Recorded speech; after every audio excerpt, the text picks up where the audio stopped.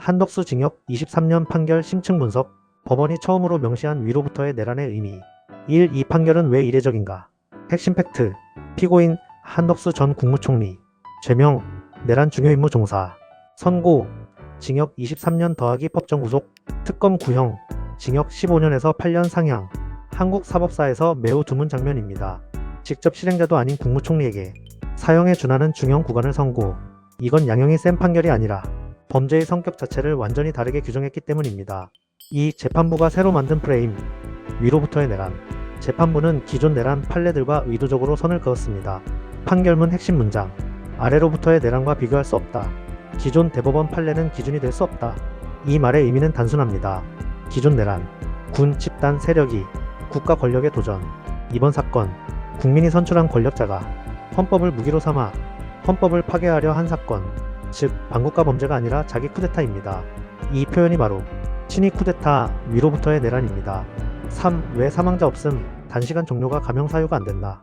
보통 형사 재판에서 인명피해 없음, 범행 단시간 종료, 강력한 감형 사유입니다. 그런데 이번엔 정반대였습니다. 재판부의 논리. 계엄이 짧았던 것은 내란 가담자 때문이 아니라 국민의 용기 때문이다. 이 문장은 사법적 선언입니다. 의미. 내란 실패는 피고인 공로가 아니라 시민 저항, 즉 결과가 아니라 의도와 구조를 본 판결. 그래서 사망자 없음은 피고인에게 유리하지 않았습니다. 한덕수에게 왜 이렇게 무거운 책임을 물었나? 이 사건에서 한덕수의 위치는 애매해 보일 수 있습니다. 직접 계엄 선포자도 아니고 군 통제자도 아니었습니다. 그런데도 중요임무 종사가 인정됐습니다. 재판부가 본 핵심 포인트. 국무총리는 민주적 정당성을 가진 헌법기관, 계엄의 위헌, 위법성을 인지할 수 있는 위치. 그럼에도 저지하지 않았고 이탈하지 않았으며 결과적으로 정당성을 부여. 이걸 재판부는 이렇게 정리합니다. 성공 가능성을 보고 의무와 책임을 외면했다. 이건 부작위가 아니라 선택된 가담으로 본 겁니다. 5. 형량 23년의 진짜 의미. 왜 23년인가? 사형, 무기징역 대신 사실상 사회적 사망에 가까운 유기징역 최상단. 이건 상징적 숫자입니다. 메시지. 헌법을 무너뜨리는 권력 내부자는 일반 범죄자보다 더 무겁게 처벌한다. 특검보다 형량을 올린 것도 사법부의 독립적 판단 선언입니다. 6. 이 판결이 갖는 헌정사적 의미. 이 판결은 한덕수 개인을 넘어서 세 가지 선례를 만듭니다. 1. 계엄에 대한 사법적 재정의. 통치행위, 정치적 판단이 아니라 형사처벌 대상 내란.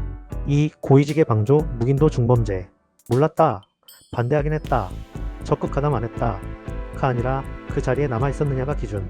3. 다음 재판의 기준점 설정. 이 판결은 사실상 윤석열 전 대통령 재판의 기준선입니다. 위로부터의 내란 인정. 친위 쿠데타 규정. 기존 판례 불적용 선언. 상급자에게 더 무거운 책임 논리 가능.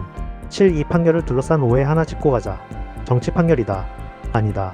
재판부는 철저히 헌법, 법률, 권력 구조 만을 기준으로 삼았습니다. 정권도 진영도 아니라 헌법을 누가 파괴했는가만 본 판결입니다.